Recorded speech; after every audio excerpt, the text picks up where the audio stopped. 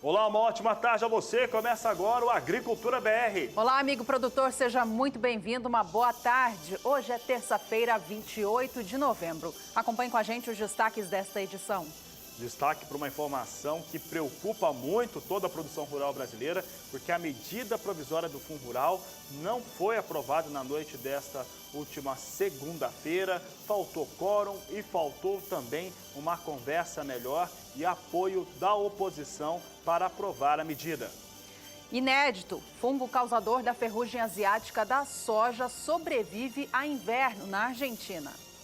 Destaque também para as exportações brasileiras, embarques na parcial de 16 dias úteis no mês de novembro, com bons números para soja e milho. E o dólar comercial no Brasil recua para o patamar mais baixo em quase 40 dias. Mercado físico, mercado futuro e previsão do tempo. Começa agora o Agricultura BR.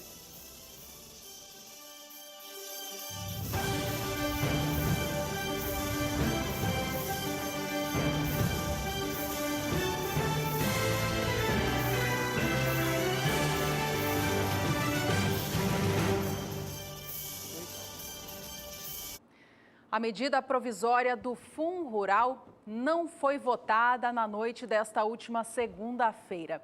A Câmara até se reuniu, mas não houve quórum suficiente para fazer a votação.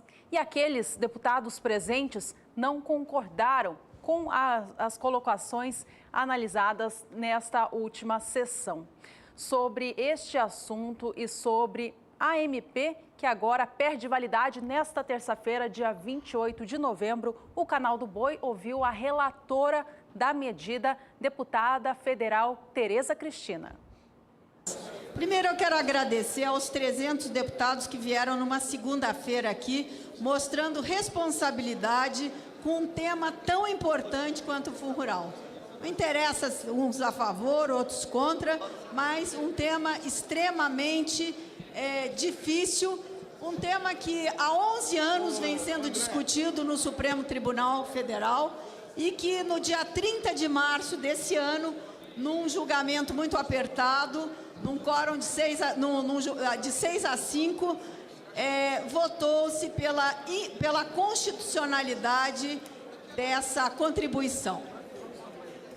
Os produtores rurais achavam que esse tema já estava vencido, tanto que na reforma da Previdência, a primeira proposta, nem se tocou no assunto de Fundo Rural. Seria uma outra maneira de se cobrar.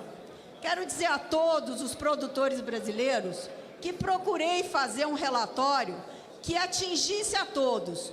Um setor complexo como o agropecuário, que vem da fruta, que emprega muita gente, a pecuária, que emprega pouco, a agricultura familiar, os grandes, os adquirentes pequenos, grandes e médios, as cooperativas que não estavam incluídas nessa medida provisória, que eu consegui incluir, porque seriam altamente prejudicadas se ficassem fora. Enfim, consegui também colocar a folha de pagamento como opção para aqueles que hoje usam tecnologia.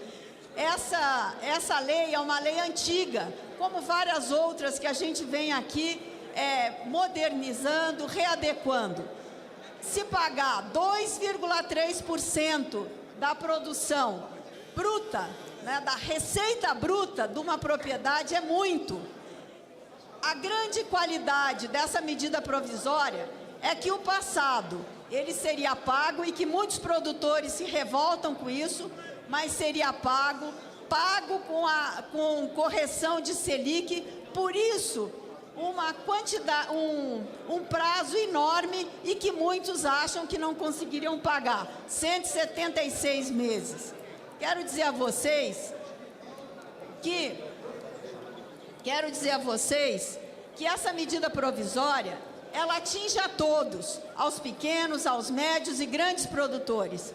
Portanto, a não aprovação dela, no dia 28, amanhã, né, quando ela caduca, vai deixar muita gente sem poder pegar financiamento, tendo as suas certidões negativadas. Portanto, vender terra, comprar terra. Vou concluir, senhor presidente. e pegar financiamentos vai ser uma coisa muito difícil para os produtores rurais. A bancada ruralista tenta agora encontrar alternativas para solucionar este problema. Um comentário da própria deputada Tereza Cristina seria de que um projeto de lei, utilizando o texto da medida provisória, com algumas mudanças realizadas, seria uma alternativa viável.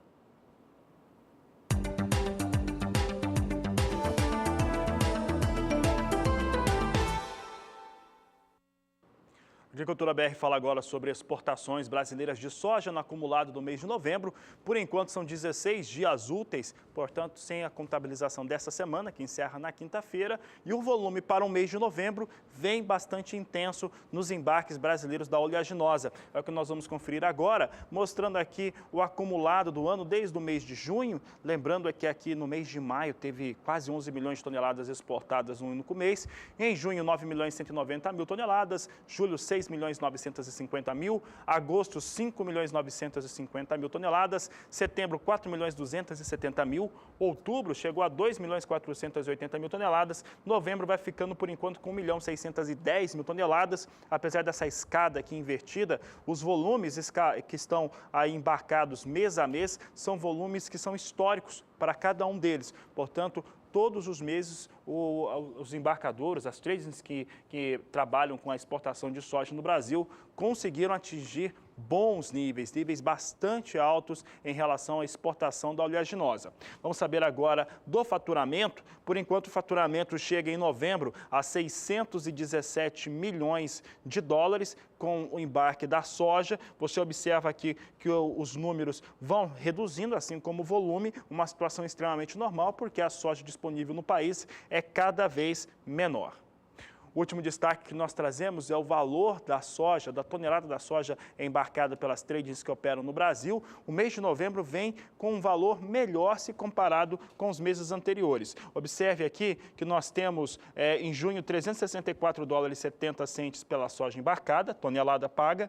Julho 364 dólares e 50 tonelada. Tivemos em agosto 375 dólares e 70 por tonelada de soja. Setembro chegou a 376 dólares e 90 centes, outubro ficou com 377 dólares e 80 centes, o valor vai aumentando. Novembro, por enquanto, o valor pago pela soja embarcada pelas tradings que operam no Brasil é em 379 dólares e 50 centes por tonelada.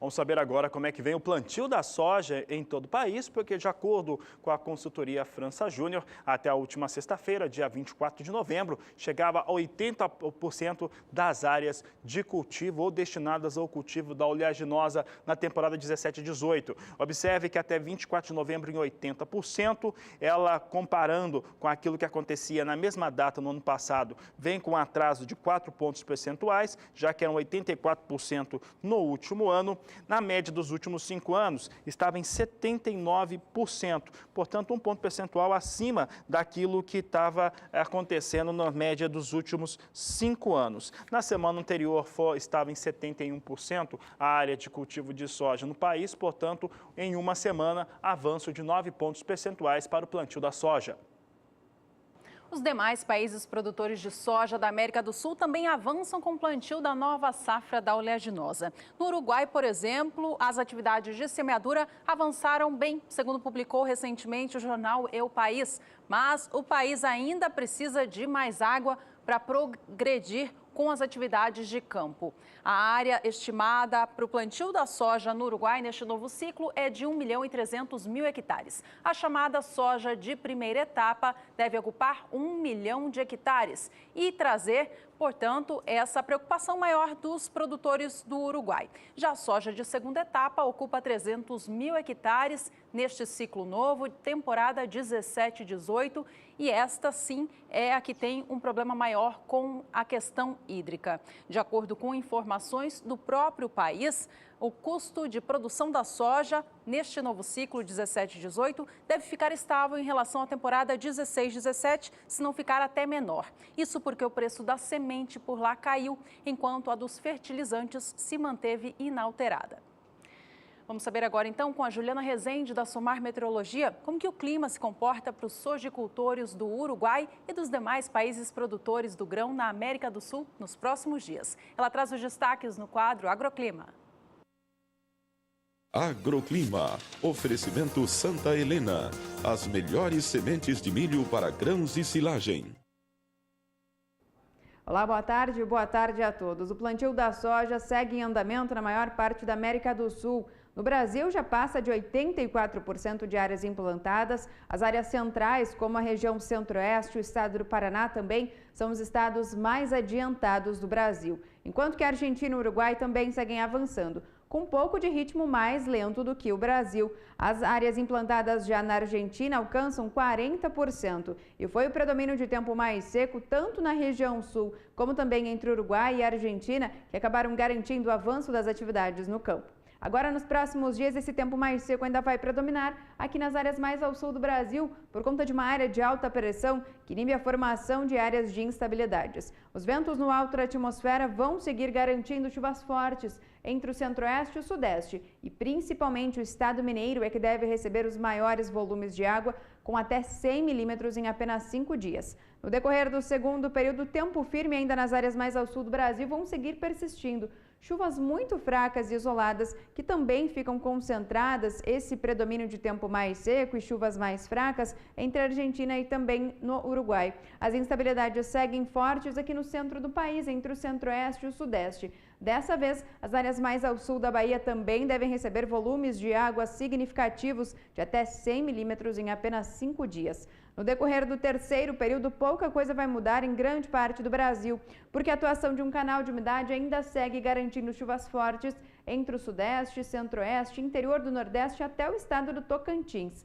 Nas áreas mais ao sul do Brasil, até pelo menos o dia 13 do mês de dezembro, as instabilidades seguem com fraca intensidade. Então, os índices de umidade do solo vão seguir ainda bastante elevados na metade norte do Brasil, garantindo um bom andamento do plantio da soja. Enquanto que nas áreas mais ao sul, o tempo mais firme também favorece o andamento das atividades de plantio das lavouras de soja. Daqui a pouco eu volto com mais previsão do tempo. Fato inédito e preocupante. Pesquisadores argentinos identificaram a sobrevivência do fungo causador da ferrugem asiática da soja durante o inverno em Buenos Aires. O registro foi feito no dia 13 de setembro. Trata-se da primeira documentação da sobrevivência deste fungo durante essa época do ano, uma vez que a ferrugem asiática é estimulada pelo excesso de umidade e pelo calor. O fungo foi localizado em uma planta da espécie Kutsu, uma espécie nativa do Japão. A planta é o principal hospedeiro alternativo da ferrugem, devido à sua grande suscetibilidade. O diagnóstico foi confirmado através de microscópicos. Os pesquisadores afirmaram que essa situação nova demanda bastante investigação, uma vez que os esporos da ferrugem asiática da soja antes só chegavam para a região central da Argentina através das áreas produtoras do nordeste do país e também do Uruguai, sul do Brasil e do Paraguai.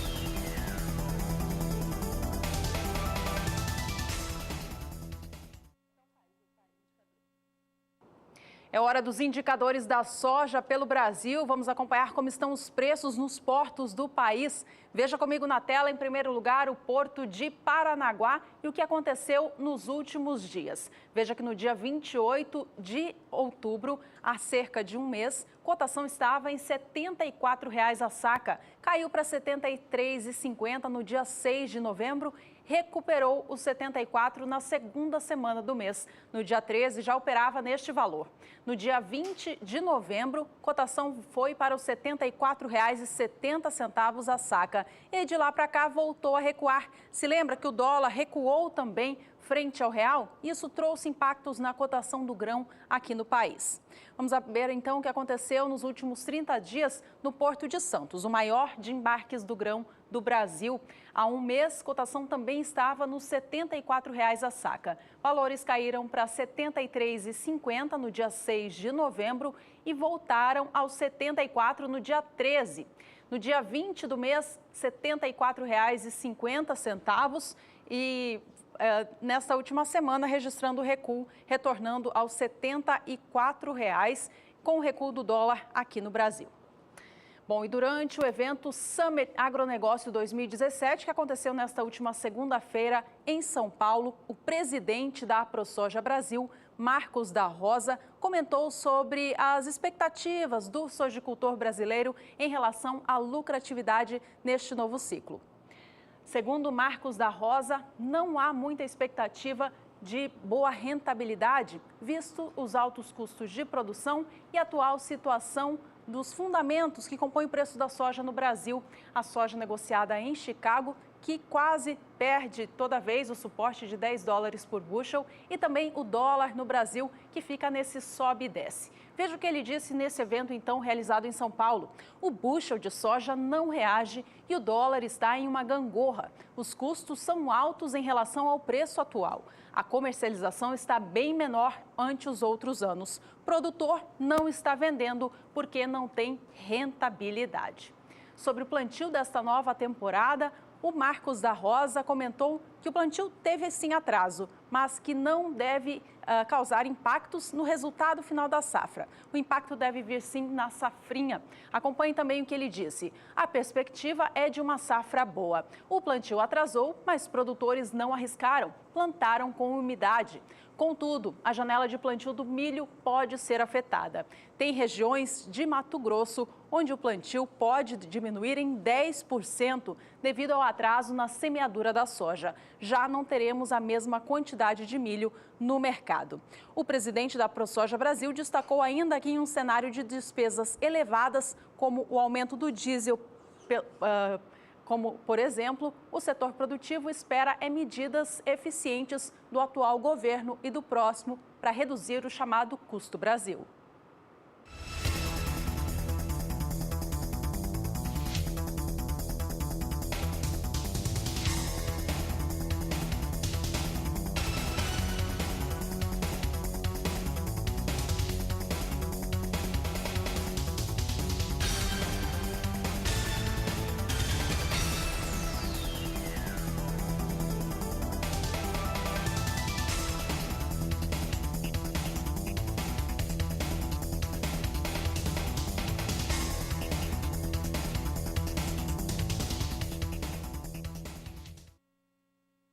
O dólar comercial tem operado em movimento de baixa no Brasil nas últimas sessões, com os investidores de olho no cenário político nacional, à espera de novidades envolvendo a votação da reforma da Previdência.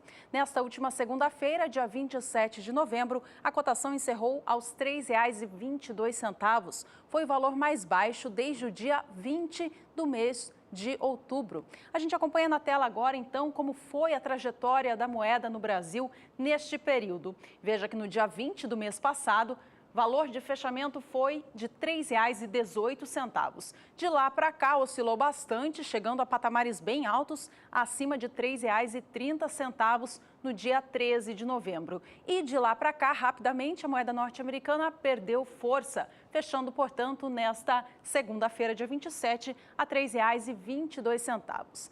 Na manhã desta terça, a moeda norte-americana trazia alguma recuperação, mas ainda operando dentro da casa dos 3,22.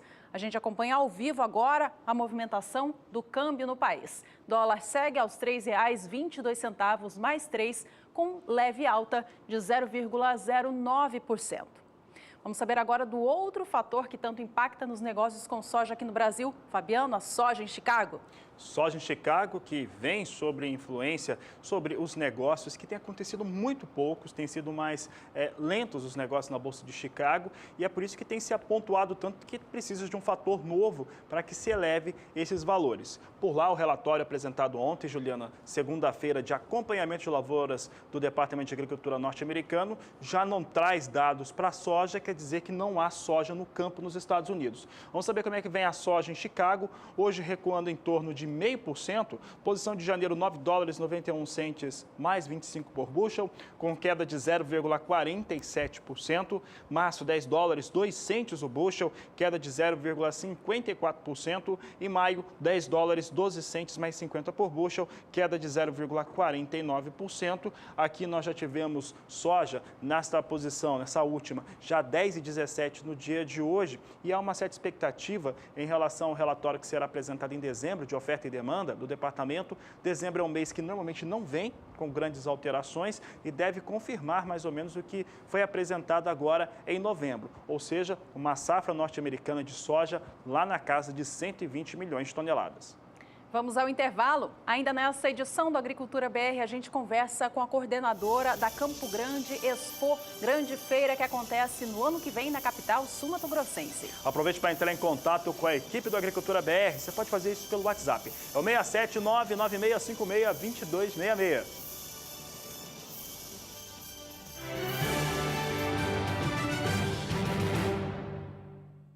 E o Agricultura BR fala agora sobre inovação e os principais avanços em diversas culturas. Hoje, nós vamos saber qual é o principal no país que tem garantido uma situação melhor para a produção de uvas para resultar em bons vinhos. De acordo com pesquisadores da Embrapa, o principal é um programa que garante o cultivo de variedades adaptadas ao Brasil com resultado de produto, o vinho, que é o produto final, como o europeu. É o que você acompanha agora no quadro Inovação Agrícola.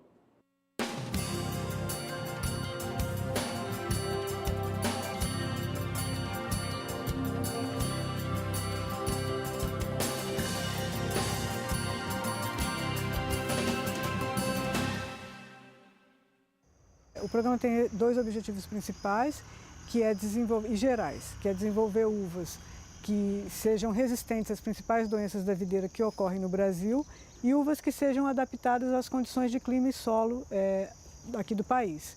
E aí, dependendo da finalidade para a qual eu estou desenvolvendo a uva, eu tenho objetivos específicos. Então, se eu estou desenvolvendo uvas para vinho, os meus objetivos são desenvolver uma uva que seja resistente a doenças, que seja adaptada às condições climáticas do Brasil, mas que produza uma uva que resulte num vinho que remeta ao vinho das uvas europeias ou uvas vitis viníferas, né? E não lembre um vinho de uva comum ou um vinho de mesa, né?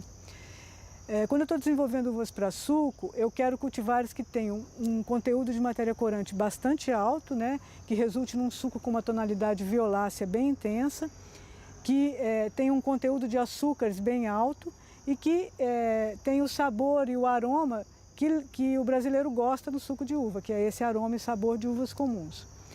E quando eu estou desenvolvendo uvas para mesa, nosso principal objetivo é desenvolver uvas sem sementes, resistentes às principais doenças da videira que ocorrem no Brasil.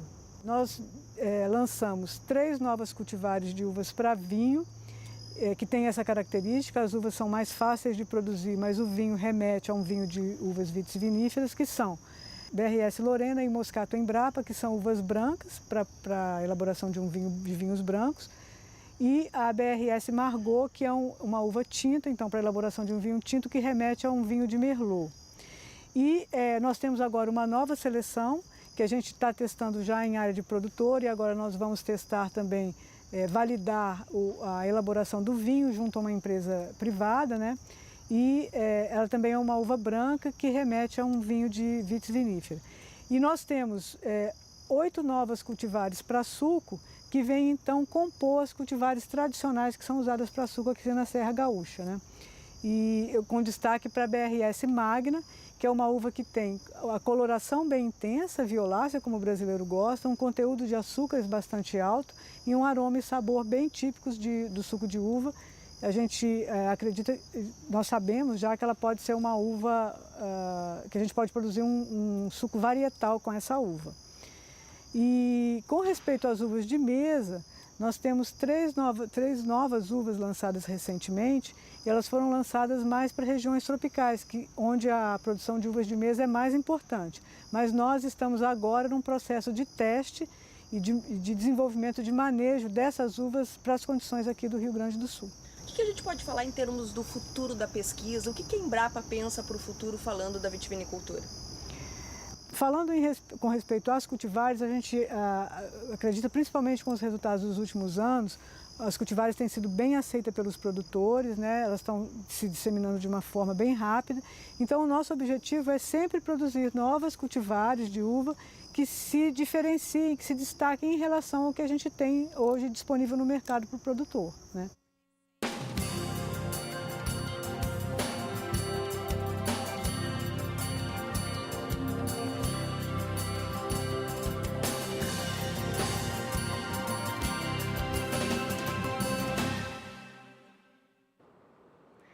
Entre os dias 16 a 20 de julho do ano de 2018, acontece na capital sul-mato-grossense a primeira edição da Campo Grande Expo, uma grande feira que coloca Mato Grosso do Sul no cenário do calendário rural do país. Este é o tema da nossa entrevista de hoje.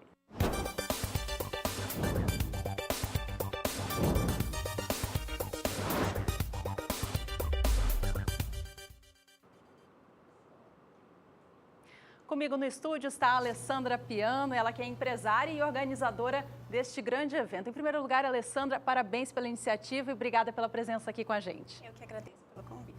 Bom, um grande evento vem aí, então, julho de 2018. O que Mato Grosso do Sul pode esperar? Mato Grosso do Sul pode esperar principalmente inovação e tecnologia, né? Aliás, ambas estão ligadas. A nossa grande missão é trazer soluções ao homem do campo. É isso que a feira propõe em toda a sua magnitude, em todos os seus objetivos, é alcançar uma rentabilidade maior para o nosso produtor rural, né? Diminuir custos e aumentar a produtividade, é isso. O grande foco da feira, a gente conversava há pouco, é sustentabilidade, né? Exatamente. E uma das ferramentas para se buscar isso no campo é unindo as produções com sistemas de integração lavoura, pecuária e floresta. Essa feira traz essa novidade também para o setor, né? Colocando todas as produções do campo juntas. Na verdade não seria muito novidade, o ILPF é de conhecimento da grande maioria, mas talvez a novidade seja ela estar presente numa feira, né? Então a nossa proposta, através da integração, é trazer ao conhecimento da grande massa, de todas as técnicas e tecnologias que podem agregar o homem do campo para recuperar esses 9 milhões de hectares de áreas degradadas que nós temos no nosso estado e assim torná-lo mais fértil e mais produtivo. A sustentabilidade é um tema que percorre entre todos os segmentos, né, do mundo, né? Entre eles o do agronegócio, que é bastante muito visado, né? Muito cobrado por isso, né? Isso. Esse é o caminho do futuro da produção? Eu acredito no potencial do nosso estado, eu acredito no potencial do nosso país e essa é uma pequena contribuição, né, que a feira propõe para que nós possamos avançar em produtividade, avançar em representatividade a nível mundial, né, e eu não vejo de fato outro caminho a não ser esse. O Brasil ele é um gigante adormecido e a nossa grande missão é chacoalharmos o nosso agricultor, o nosso produtor rural, para que eles enxerguem a magnitude que o nosso estado tem, né? Para que nós possamos tomar posse e sermos, então, um estado muito mais fértil do que somos hoje. A feira vai trazer um dos grandes temas também que busca uma sustentabilidade, é a agricultura de precisão. Qual que é o papel dela em busca dessa rentabilidade melhor? Exato. O conhecimento técnico ele é fundamental. Então, assim, o nosso grande empenho é trazer figuras, né, que possam aqui contribuir com informação. Nós temos conseguido a adesão dos maiores nomes de representatividade no setor do nosso país e é com eles que nós queremos aprender um pouco mais, avançar um pouco mais, nessa tecnologia de precisão. Serão 5 dias de evento, né? Do dia 16 ao dia 20 de julho, reforçando a data para você, produtor, já colocar aí na sua agenda. Então, o que o visitante vai encontrar na feira? Exposição, debate, qual é a programação? A nossa programação ela é bem focada na parte técnica. Então, nós temos atividades de campo, né, que começariam às 8 da manhã e às 10 a abertura dos estandes para a parte de comércio, né, de insumos e produtos agrícolas. E na sequência, durante o dia, nós vamos ter uma programação de cursos, palestras, treinamentos não só em sala, mas também no campo, de uma forma a contribuir de maneira mais prática. Então, saímos da teoria para ir para a prática, para ir para a mão na massa, para ir para o campo, para ir para a lavoura. E também na parte de pecuária, né, avançando um pouco mais nas tecnologias que favorecem o nosso aumento de produtividade. Quais são as tecnologias, falando nesse assunto, então, que hoje buscam essa rentabilidade na pecuária? Então, na pecuária, nós estamos tentando trazer não só informação da parte do cultivo de pastagens, né, até o abate. Então, temos inclusive um projeto que se chama Rota do Boi, que ele vai contar dentro dessa rota toda a trajetória da carne. Então, desde o plantio, da semente, da pastagem até a mesa do consumidor. De forma que dentro dessa rota, todas as tecnologias de ponta que possam favorecer ao pecuarista vão estar lá apontadas, sinalizadas como a melhor tecnologia hoje para favorecimento dessa produtividade. Pessoal de casa, a Alessandra está vendo imagens ali do evento de lançamento dessa feira, né, que aconteceu no dia 4 de novembro, é isso mesmo? Exatamente, foi no último dia 4. Tá certo. Bom, a feira vai estar cheia de programação especial. Eu queria destacar uma delas, que é o Dia da Mulher Agro. O que vai ser isso? Pois é, ela é encabeçada pela Teca, uma produtora rural que inclusive tem propriedade aqui no nosso estado. A Tereza Vendramini, uma grande líder feminista, né? Ela vem somar conosco nesse dia. É um marco para mostrar qual é a representatividade da mulher hoje no campo, o que ela tem trazido, como ela tem agregado, né? Principalmente porque sou mulher. Então, dividir com as outras mulheres quais são as nossas lutas, quais são as nossas dificuldades e também quais são os nossos avanços. É isso. Bom, a feira, então, já tem um site, né, para quem quiser buscar mais informações. Isso. Pode passar para o pessoal de casa? O site é campograndeexpo.com.br. Para a gente finalizar, então, Alessandra, gostaria que você deixasse um recado para os produtores de Mato Grosso do Sul e aqueles demais interessados que devem visitar a feira, como que o grande recado que essa feira quer passar, né, de sustentabilidade. Bom, em primeiro lugar, eu gostaria de dizer que não é possível realizarmos essa feira sem o apoio de todos, né, sem uma união de forças. O nosso estado precisa e merece um evento como esse, então gostaria de convidar a todos para colaborar conosco, para somar conosco, não só, de repente, em negócios, mas com a presença de todos durante o evento. E nós teremos 2 pré-eventos, um em fevereiro e um em março, então todos estão convidados para já começar a construir essa história até o mês de julho do ano que vem. Tá certo. Alessandra Piano, muito obrigada pela sua participação aqui com a gente. Eu que agradeço. Ela que é empresária, então, e organizadora da Campo Grande Expo. Esse foi o tema da entrevista de hoje.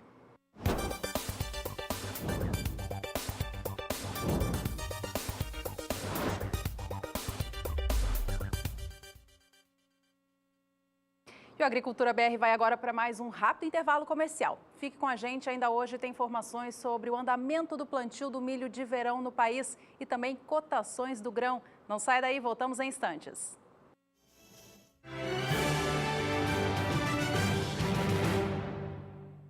Estamos de volta e já é hora de previsão do tempo e uma previsão especial atendendo a pergunta dos telespectadores. Ela vem no quadro Agricultura BR Responde.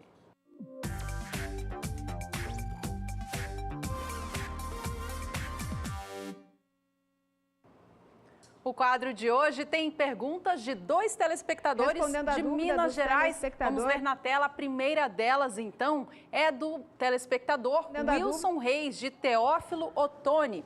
Parabéns pelo excelente programa, ou Wilson, muito obrigada. Gostaria de saber como fica a previsão de chuvas para a minha cidade. Além dele, tem mais gente, né, Fabiano? Exatamente. Também no interior de Minas, o Humberto Mendes mandou aqui seu questionamento. Gostaria de saber como fica a previsão do tempo para aqui nos próximos dias. Pessoal de Minas Gerais participando do programa, querendo saber como que está o clima, como é que está a previsão do tempo. E quem responde é Juliana Rezende.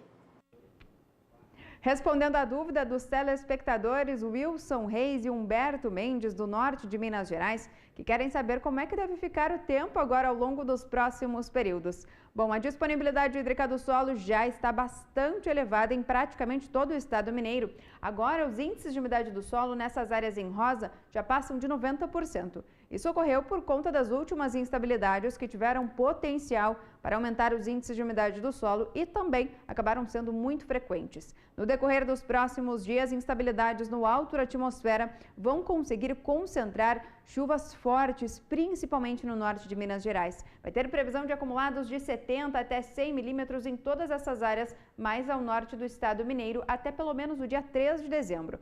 Durante a segunda semana, pouca coisa ainda vai mudar, porque essas chuvas seguem ganhando intensidade, então essas instabilidades que acabam sendo influenciadas por conta dos ventos no alto da atmosfera vão seguir ainda concentradas no norte de Minas Gerais e os acumulados seguem elevados, podendo alcançar até 100 milímetros. No decorrer do terceiro período, essas chuvas elas vão perder um pouco de intensidade, mas mesmo assim, os acumulados ainda seguem elevados até pelo menos o dia 13 de dezembro, em praticamente todas as áreas mais ao norte do estado de Minas Gerais. Daqui a pouco eu volto com mais previsão do tempo. Obrigada, Juliana. Obrigada a vocês também que participaram do quadro. Este foi o Agricultura BR Responde.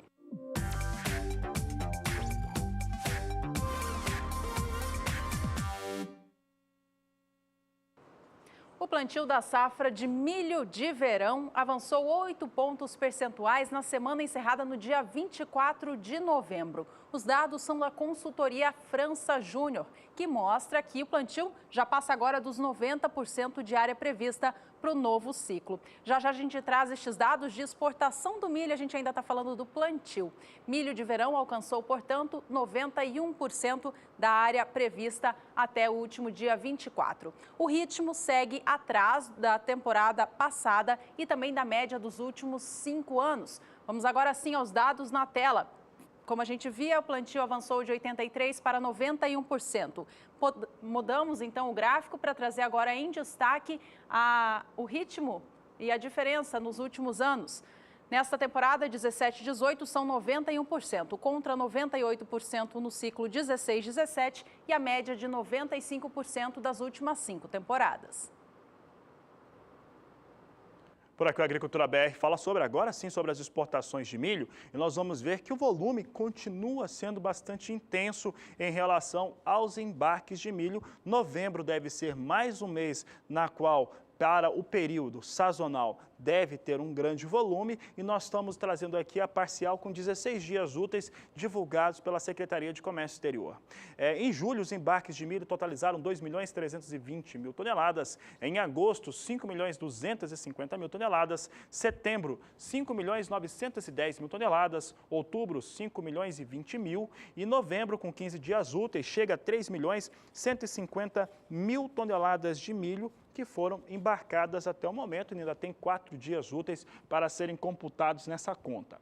Assim como você viu ali o volume embarcado pelas tradings, tem o faturamento também dessas empresas. Observe que em julho foram faturados 357 milhões de dólares, agosto 817 milhões e 500 mil dólares, setembro 915 milhões e 600 mil, outubro 774 milhões e 500 mil dólares e novembro, por enquanto, com 482 milhões e 200 mil dólares. O valor da tonelada do milho embarcado pelo Brasil, apesar de ter tido uma estabilidade melhor de valores no cenário interno do país, por questão interna mesmo, de consumo e também das próprias exportações. Por outro lado, o valor internacional recuou um pouco, ficou $1 mais barato, ou está ficando $1 mais barato entre o que aconteceu em outubro e o que acontece em novembro. Julho, o valor era de $153,70, em agosto chegou ao maior valor desse período considerado, $155,50 a tonelada, setembro $154,80, outubro $154, novembro $153 por tonelada, números relacionados aos embarques, às exportações de milho feito pelas tradings que operam no Brasil. Vamos agora acompanhar o mercado futuro do milho no Brasil, ele negociado na Bolsa de São Paulo. Veja que nesta terça-feira, os negócios de mais curto prazo, janeiro e março do ano que vem operando com queda. A posição de janeiro é a que tem o maior volume de contratos negociados, são mais de 4.700. Cada saca de 60 quilos do grão para entrega no primeiro mês do ano que vem negociada agora a R$ 31,30. A queda para essa posição em relação ao último negócio, último dia de fechamento, é de 0,76%. Milho para entrega em março vem agora negociado na Bolsa Paulista a R$ 33,40, caindo 0,15%. E os negócios para maio do ano que vem a R$ 32,60, na estabilidade na comparação com o último fechamento.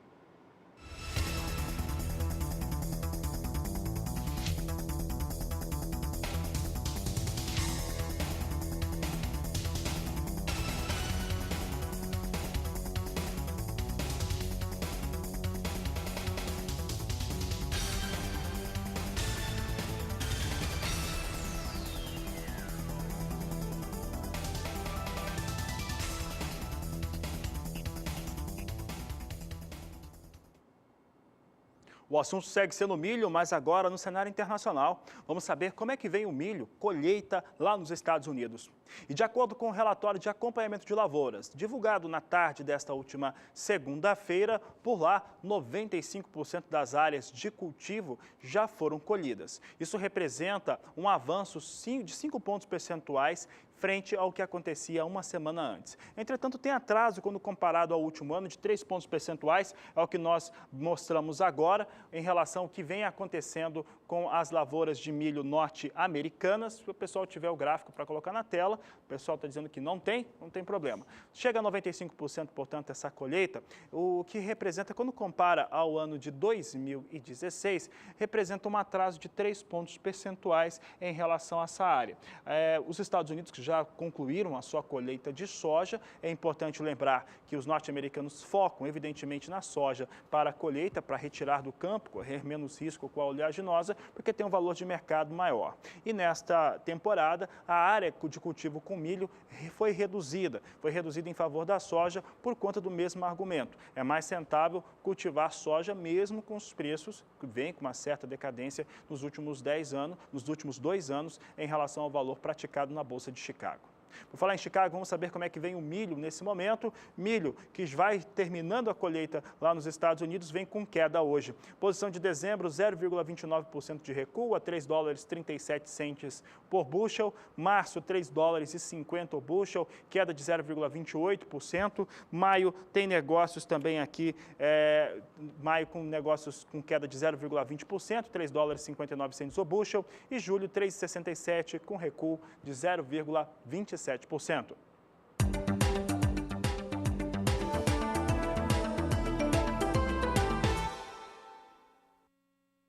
mercado brasileiro do café Conilon registrou uma forte alta nesta última segunda-feira, recuperando da queda expressiva que foi observada no fim da semana passada. O CPEA apurou os valores no estado do Espírito Santo, maior produtor da variedade no país, e registrou o valor de R$ 372,79. Cotação é da saca de Conilon tipo 6, peneira 13 ou acima. Este mês de novembro foi de bastante oscilação para o café Conilon aqui no Brasil. Ele vem agora bem estável em relação ao fechamento do mês passado. O que acontece neste mercado é de que a safra 2017 do grão foi de alguma recuperação depois de 3 anos de quebra por conta do clima. O mercado se viu um pouco mais abastecido com essa espécie de café e isso fez com que as cotações despencassem.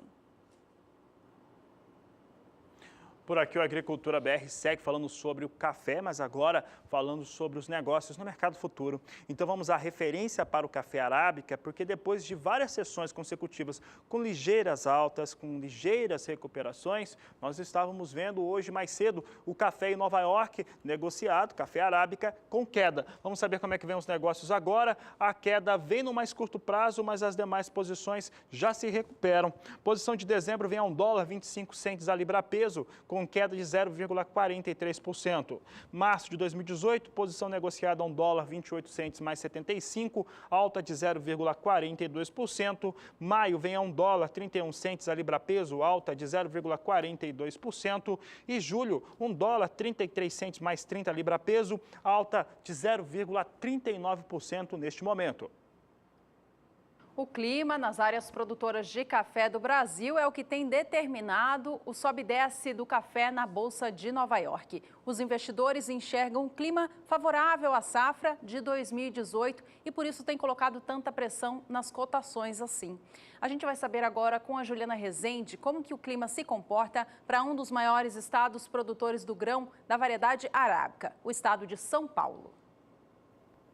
Os cafezais do Sudeste seguem em fase de desenvolvimento e agora a disponibilidade hídrica do estado de São Paulo, principalmente das áreas produtoras de café, já aumentou bastante ao longo das últimas semanas. Agora a disponibilidade hídrica segue alcançando até 80% em praticamente todo o interior paulista. Nos próximos 5 dias, os ventos no alto da atmosfera vão seguir garantindo pancadas mais fortes aqui para o estado de Minas Gerais. Já para o estado de São Paulo, vai ter previsão de tempo mais seco e pancadas de fraca intensidade, que devem se concentrar ainda na metade oeste paulista, norte também. No decorrer do segundo período, as instabilidades ainda seguem mais fortes nas áreas mais ao norte do sudeste. Por conta disso, as chuvas no estado de São Paulo não devem ganhar muita intensidade. O volume de chuva não vai passar de 30 milímetros entre o período do dia 4 até o dia 8 de dezembro. Já a partir do terceiro período, essas chuvas agora no interior do estado de São Paulo, elas começam a perder um pouco mais de intensidade, por conta das instabilidades mais fortes ainda se concentrarem nas áreas mais ao norte do sudeste. Então tem previsão de acumulados baixos no estado de São Paulo de 15 até 30 milímetros. E principalmente nas áreas mais ao norte do estado de São Paulo, entre o dia 9 até o dia 13 de dezembro, é que as instabilidades ainda seguem com volume um pouco mais significativo. Então as lavouras de café do interior do estado de São Paulo, agora ao longo das próximas semanas, ainda recebem algumas instabilidades com pancadas de chuva, mas não de forma tão expressiva. Só que a boa notícia é que essas instabilidades ainda têm potencial para manter a umidade do solo elevada e garantir bom desenvolvimento para as lavouras. Daqui a pouco eu volto com mais previsão do tempo.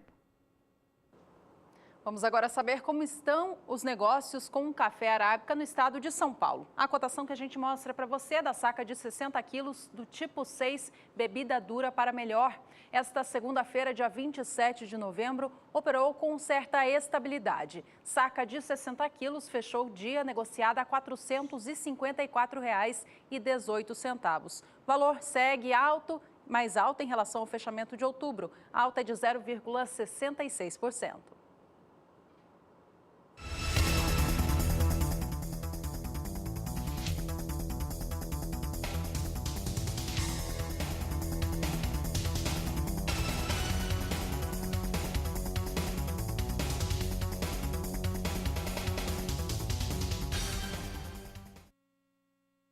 No próximo bloco, a gente fala sobre uma situação que tem chamado bastante a atenção do setor agro, a falta de contêineres nos portos para fazer o embarque dos produtos do Brasil para o exterior. Vamos falar de algodão também, Juliana. Algodão aqui no Brasil e também é colheita lá nos Estados Unidos. Não sai daí, voltamos já.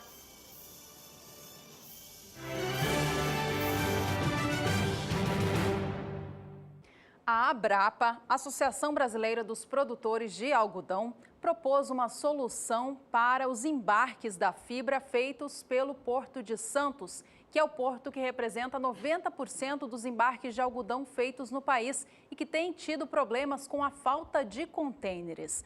A proposta apresentada na última semana ao Ministério da Agricultura é embarcar parte do produto pelos portos do Norte e Nordeste. Este produto seria oriundo da produção do Mato Piba, responsável por cerca de 1/3 da produção nacional. Desta maneira, o Porto de Santos teria a pressão diminuída. Segundo a associação, de 1.800.000 toneladas de pluma que o Brasil exporta, em torno de 800.000 abastecem o mercado interno e o restante é exportado, em especial para a Ásia. Não há expectativa de um aumento considerável do consumo no mercado interno. Então, para o setor algodoeiro nacional crescer, é imperativo exportar, diz a associação. O comprador, porém, quer ter segurança de que terá o algodão comprado e entregue na hora certa. Para fazer esse plano dar certo, a Abrapa, ela supõe que haja uma parceria entre as entidades representativas do setor e responsáveis do agronegócio no governo federal, para, enfim, colocar em prática esta alternativa. O mercado interno do algodão no Brasil operou com forte queda desde o finzinho do mês de junho até este início do mês de novembro. Isso fez com que a paridade de exportação, ou seja, a comparação do preço interno do país com o preço que o produtor receberia por ele exportado, fez aumentar a procura por negócios no exterior. Por isso também houve toda essa movimentação a respeito dos portos envolvendo o setor do algodão aqui no Brasil. A gente acompanha na tela agora o que o CPEA apurou nos valores com o preço da libra-peso da fibra no estado de São Paulo. Esta última segunda-feira fechou no valor de R$ 2,42, mais 25 por libra-peso. O preço tem agora, depois de ter caído muito ao longo desses últimos meses, encontrado uma estabilidade. Opera entre os R$ 2,42 até R$ 2,43. Já nos Estados Unidos, a colheita do algodão norte-americano chega a 79%, de acordo com o relatório de acompanhamento de lavouras do Departamento de Agricultura do país. Isso representa um avanço intersemanal de 5 pontos percentuais. Um outro fato é que a colheita de algodão por lá está adiantada, 3 pontos percentuais frente ao mesmo período do último ano. E esse é um dos motivos que faz com que pese mais o algodão no mercado internacional, se tenha mais produto disponível, e isso faz com que os valores também cedam em todos os países produtores. Trazendo aqui a colheita do algodão norte-americano, 79% foi colhido até o dia 26 de novembro. Ao compararmos com o que acontecia na mesma data do ano passado, atraso de 3 pontos percentuais e adiantado, 3 pontos percentuais, e um atraso na média dos últimos 5 anos de 1 ponto percentual, já que entre 2012 e 2016, na média, chegamos ao número de 80% da área já colhida. Um outro fato importante é que entre uma semana e essa agora, encerrada no dia 25 de novembro, teve um avanço de 5 pontos percentuais para a colheita do algodão nos Estados Unidos.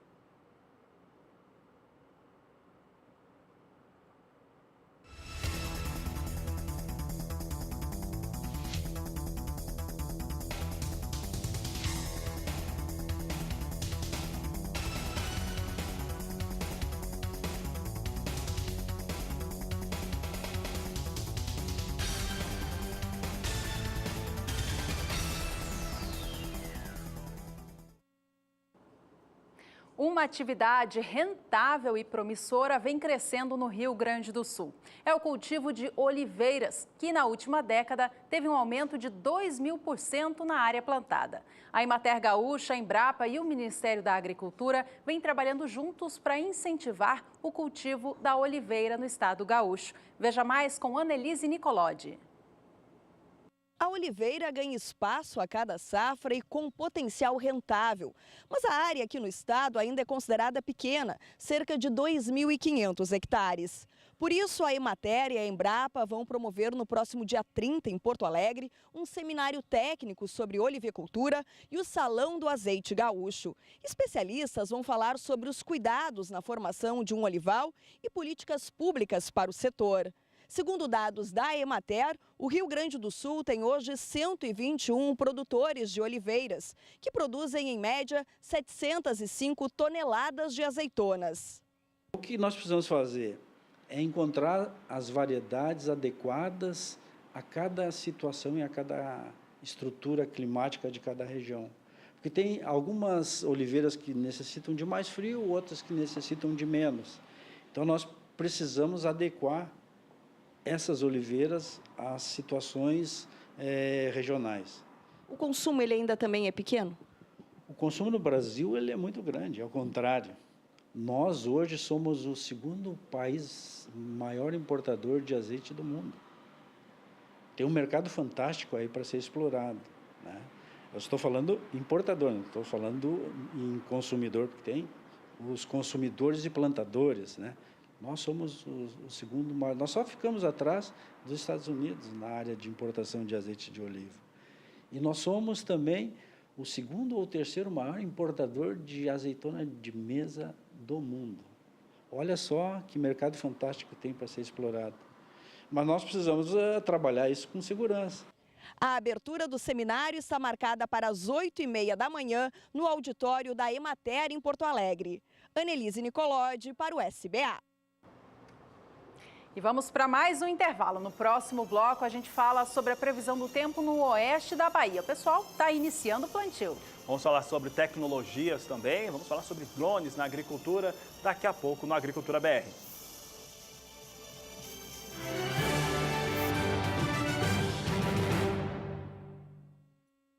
A medida provisória do Fundo Rural, da relatora deputada federal por Mato Grosso do Sul, Tereza Cristina, não foi para frente. Nesta última segunda-feira à noite, a Câmara dos Deputados se reuniu para tentar fazer a votação da MP, que trata da renegociação da dívida dos produtores rurais com o Fundo Rural. Mas não houve quórum suficiente para essa votação acontecer. Outro fator que impactou no andamento desse processo foi a falta de consenso entre os deputados na Câmara. A oposição não permitiu com que essa votação acontecesse. Veja como foi na reportagem de Odacil Canepa. 2 sessões na segunda-feira, uma coisa incomum no Congresso. Mesmo avançando noite adentro, a medida provisória 793, que criou o Programa de Regularização Tributária Rural, não foi votada. A própria base do governo jogou a toalha. Infelizmente, esse discurso de perdão das dívidas, entre aspas, acabou contaminando algumas posições, algumas pessoas, e isso repassou para os deputados, para os parlamentares, que também, alguns deles, ainda têm dúvida da importância da medida provisória. Mas a medida provisória é um instrumento que nós temos para realmente atenuar um pouco a dor que os produtores estão sofrendo injustamente. Pelo projeto de lei de conversão da medida provisória, relatado pela deputada de Mato Grosso do Sul, Tereza Cristina, os devedores teriam até 20 de dezembro para aderir ao programa e poderiam pagar as dívidas em até 180 parcelas, com uma entrada de 2,5%.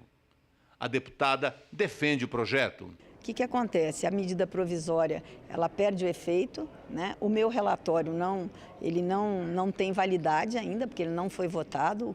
O que hoje está valendo para quem fez a adesão, porque já podia fazer, é a medida provisória com 4% na adesão, não perdoa todo o juro, não perdoa toda a multa, não perdoa a sucumbência, né? Tem o parcelamento e o futuro não vai valer, né? Que é 1,2 a partir de janeiro, esse fica sem validade. Agora, quem fez o parcelamento fizer até amanhã, tem direito a ter um parcelamento mais longo, mas sem os benefícios que estão incluídos no meu relatório.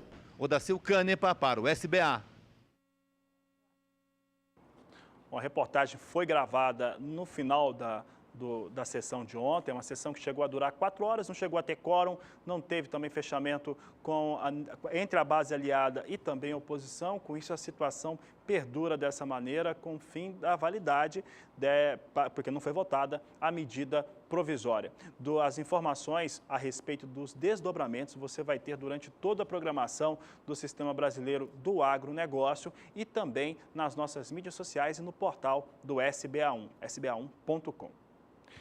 E agora nós falamos sobre tecnologias, porque ela está cada vez mais presente dentro do trabalho agrícola. E o drone tem se tornado uma situação cada vez mais comum dentro das propriedades. Pensando nisso, Campo Grande, Mato Grosso do Sul, recebeu uma capacitação e a repórter Miriam Valadares foi até lá para saber como é que funciona.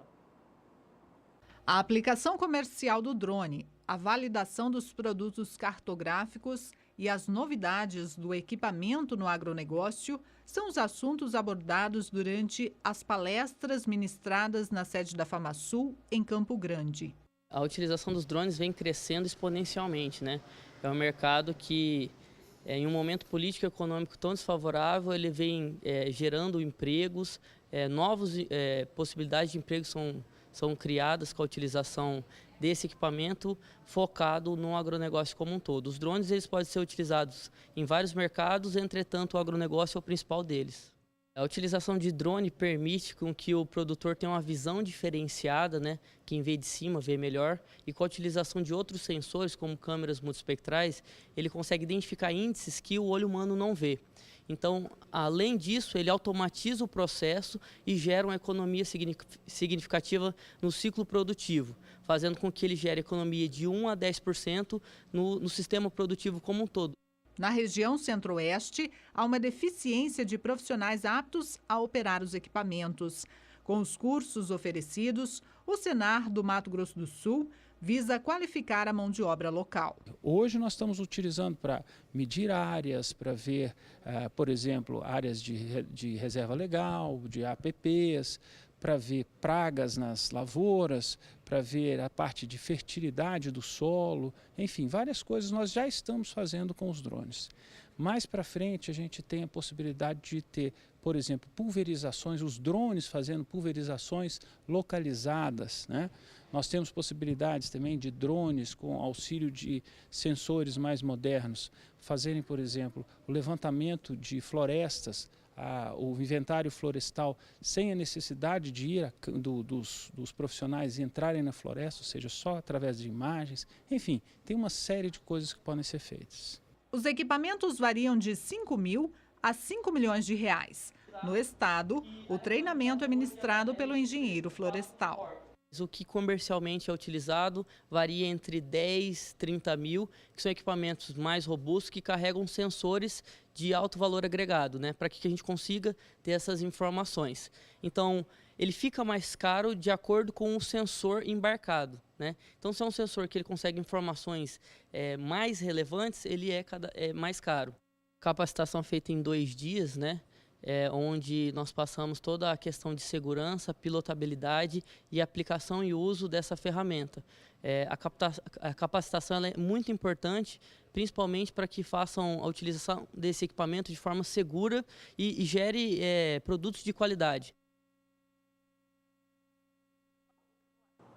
Se a tecnologia é importante, a sanidade também é, tanto na agricultura quanto na pecuária, e é por isso que o produtor rural tem que estar muito atento ao calendário de vacinação contra a febre aftosa. Sabe o ditado, o olho do dono é que engorda o gado? Eu digo mais, meus amigos. O olho do dono é que protege o gado contra a aftosa. Fique de olho no calendário de vacinação do seu estado e vacine o seu rebanho. Olho também na temperatura das vacinas. Elas devem ser conservadas sempre frias, entre 2 e 8 graus. Quer saber mais? Acesse o site do Ministério da Agricultura, agricultura.gov.br. E lembre-se, cada estado tem o seu calendário de vacinação contra a aftosa. Lá no site do Ministério da Agricultura tem tudo explicadinho. Anota aí, agricultura.gov.br. Vacine seu rebanho. Brasil sem aftosa. Esta conquista também é sua. O plantio da nova safra de grãos já está em andamento na região oeste da Bahia. A previsão do tempo indica boa umidade nas próximas semanas. Vamos aos detalhes com Juliana Rezende.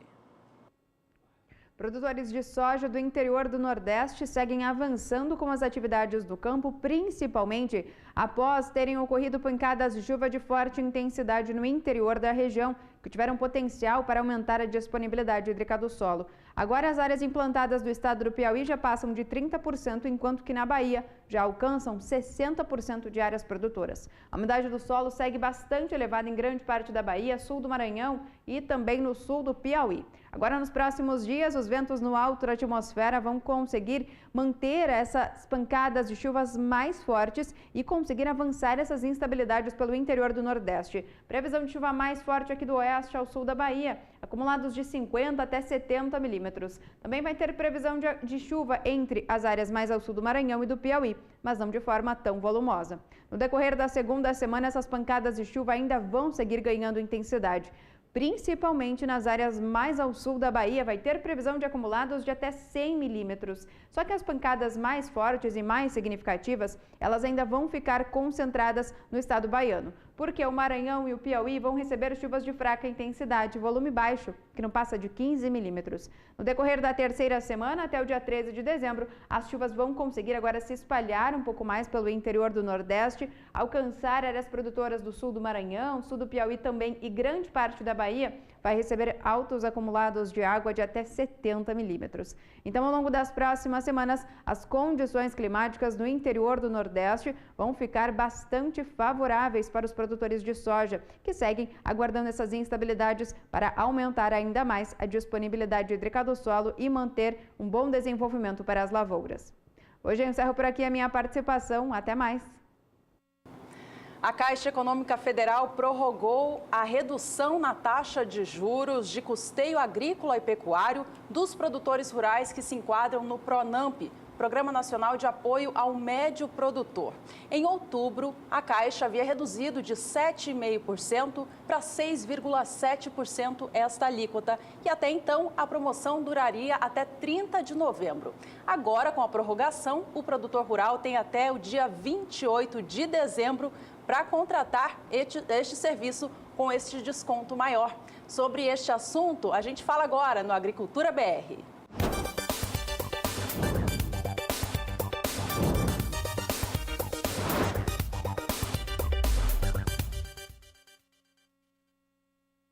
Sobre essa prorrogação, eu converso agora com o Evandro de Lima, ele que é superintendente regional da Caixa Econômica Federal em Mato Grosso do Sul. Evandro, obrigada pela sua presença aqui com a gente. Redução, então, de 0,8% nessa taxa de juros, uma redução significativa e agora prazo estendido. Boa oportunidade para o produtor, né? Boa oportunidade, Juliana. A gente, de fato, aí prorrogou, né, essa condição especial e até dia 30 de novembro.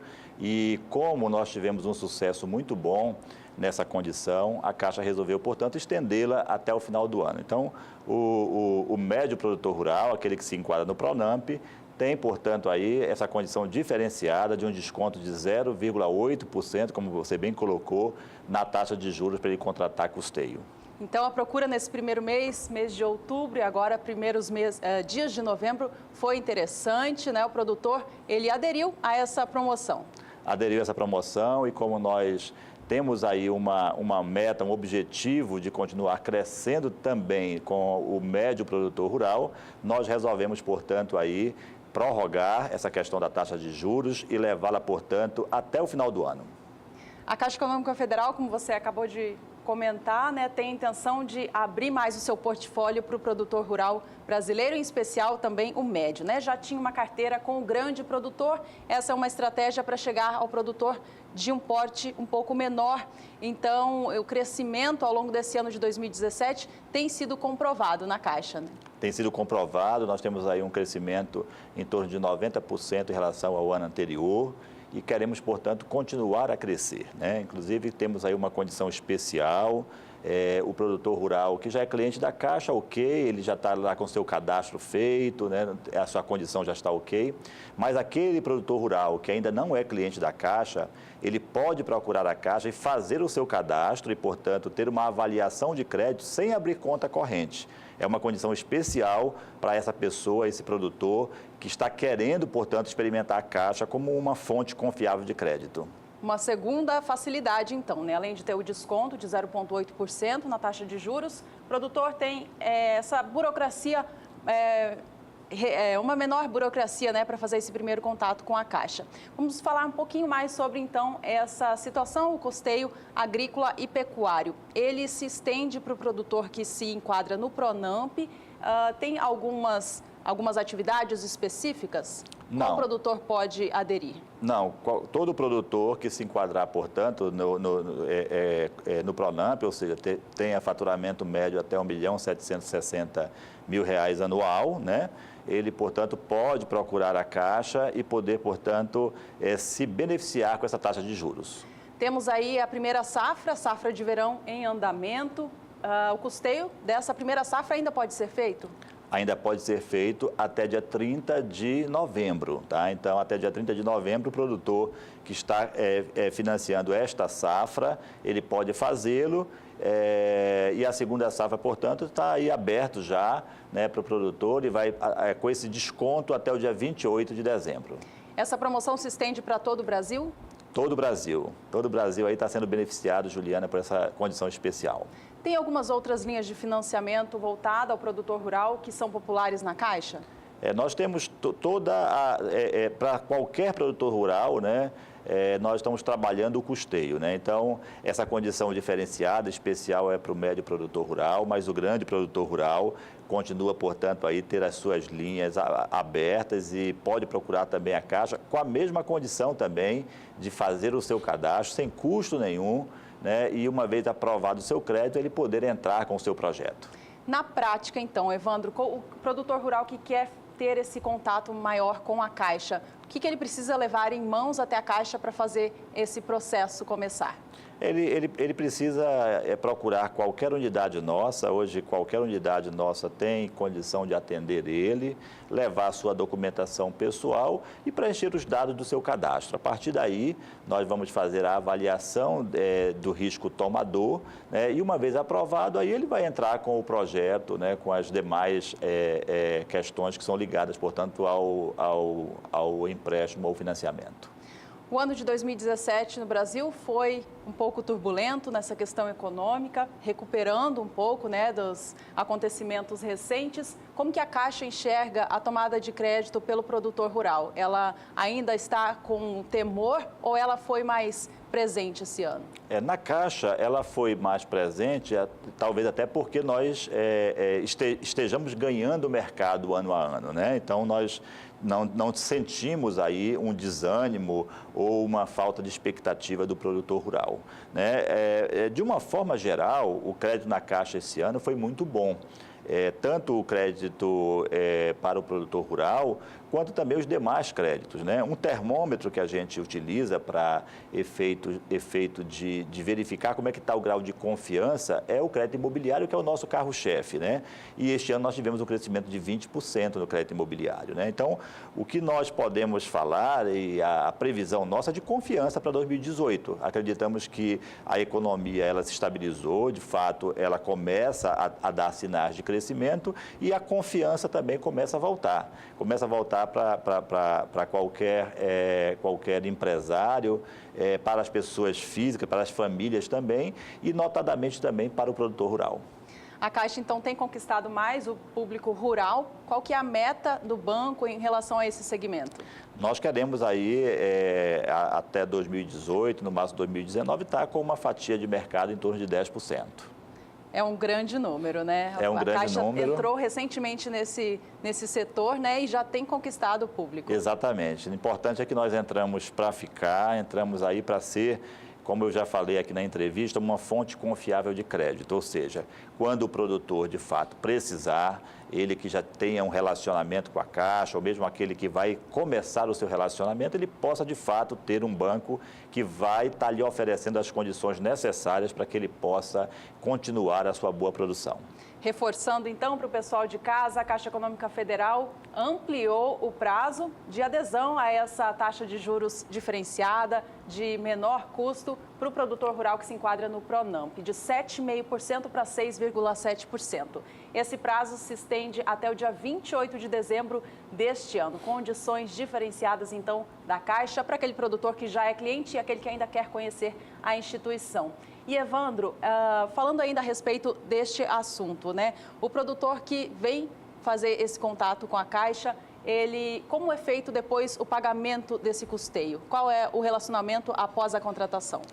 Após a contratação, ele vai ter aí, se for o custeio agrícola, ele tem até 14 meses para fazer o pagamento desse custeio, né?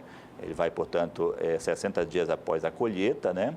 E se for pecuário, ele tem até 12 meses, né, no pecuário, tá? Sendo que no custeio também ele pode estar comprando bezerros, né? E aí ele pode ter uma condição diferenciada também de pagamento. Falando mais das facilidades do produtor fazer o contato com a Caixa, você já disse que ele não precisa ter de início, né, essa conta já feita com a Caixa para fazer primeiro essa análise, já é uma burocracia a menos. E uma outra facilidade que vocês oferecem é também o contato com algumas instituições, algumas empresas ligadas ao setor agrícola que podem fazer o processo das propostas dos produtores rurais, né? Isso aí vocês têm também para indicar o produtor. Temos também, né? Então, após o cadastro, aprovou o limite de crédito para o produtor rural, ele precisa de uma assistência técnica, nós temos 77 empresas ou pessoas físicas, os chamados ATER, à disposição para que ele possa contratar um deles e fazer o seu projeto e caminhar rapidamente com a sua linha de financiamento na Caixa. Para a gente finalizar, Evandro, qual que é a tendência para 2018 que a Caixa enxerga, de uma maneira geral, não só na tomada de crédito, mas como que ela vê o agronegócio do Brasil? Com muitas boas perspectivas, né? Eu acho que o agronegócio tem sido um dos carros-chefes do nosso PIB, tem cada ano crescido mais, né? E nós enxergamos com muitas boas perspectivas e estamos confiantes de que nós vamos poder apoiar bastante o produtor e vamos continuar crescendo, portanto, conseguindo, portanto, mais clientes desse segmento que é tão importante para o Brasil. Evandro, muito obrigada pela sua participação aqui no Agricultura BR. Muito obrigado também, Juliana, e que, de fato, nós tenhamos aí um 2018 de boas aventuranças.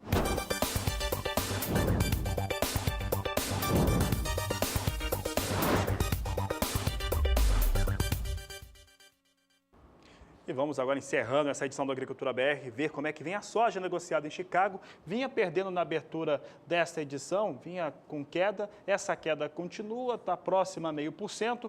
Posição de janeiro perde 0,45%, $9,91 o bushel. Março, $10,03 o bushel, queda de 0,44%. A mesma queda na posição de maio, que é negociada agora a $10,13 por bushel. O dólar comercial no Brasil vinha com leve alta nesta terça-feira em relação ao fechamento de segunda. Lembrando que esta segunda-feira, a moeda encerrou aos R$ 3,22, na menor cotação desde o dia 20 de outubro.